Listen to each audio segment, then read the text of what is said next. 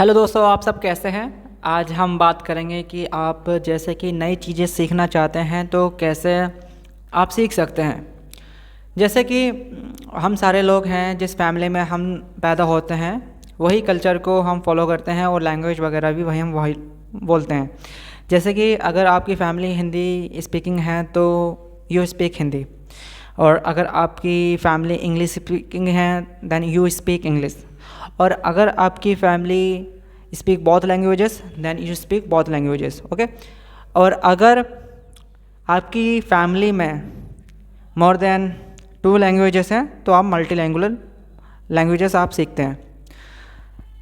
तो होता क्या है, जैसे कि बेसिक से एग्जांपल लेते हैं। जैसे कि अगर आप हिंदी स्पीकिंग फैमिली में पैदा होते हैं तो सारे लोग हिंदी बोलते हैं, आपके आसपास वाले लोग भी हिंदी बोलते हैं, तो इसलिए हिंदी हमें ईजी लगती है क्योंकि हम लोग वही वर्ड्स बार बार बार बार सुनते रहते हैं। इसको बोलते हैं रिपीटेशन।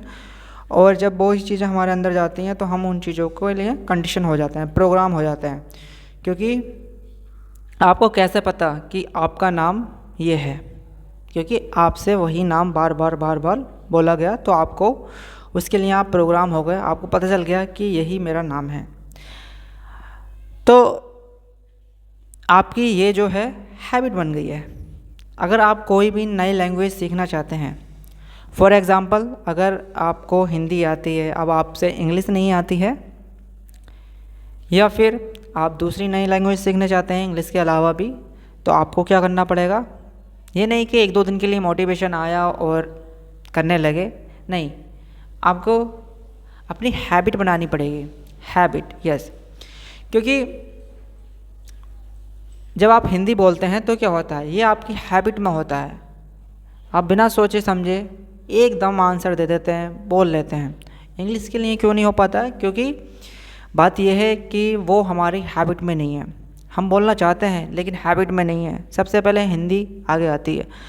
तो इसलिए ये बहुत ज़्यादा ज़रूरी है कि हम जो भी लैंग्वेज सीखना चाहते हैं उसके लिए हम अपनी हैबिट बनाएं। 15 मिनट डेली, 20 मिनट डेली उसके लिए हम निकाल के रखें और उन चीज़ों की हम प्रैक्टिस करें और उसको हैबिट में लेकर आएँ।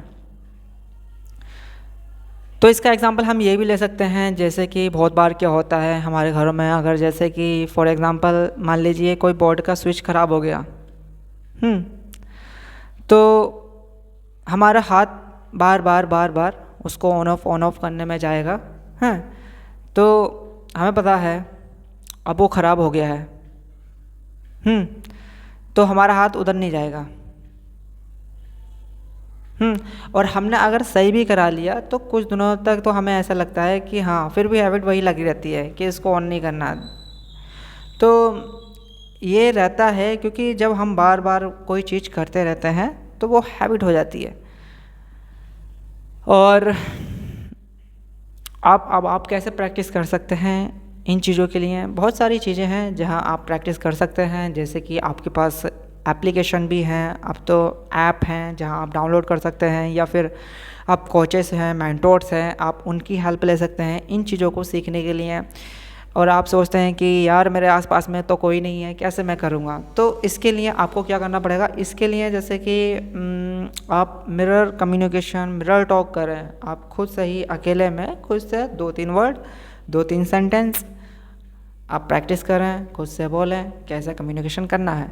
और धीरे धीरे, जैसे कि अगर आपको डर है कि लोग आपको क्रिटिसाइज़ करेंगे, दे विल जज you, how can I melt it down, तो इसके लिए बेस्ट ऑप्शन यह है कि आप यू लेट देम नो कि आप नए हैं, आप इम्प्रूव कर रहे हैं, आप सीख रहे हैं अभी ये लैंग्वेज, तो क्या होगा, सामने वाला बंदा आपको जज नहीं करेगा और they will correct you, improve you अगर आप कोई गलती करते हैं।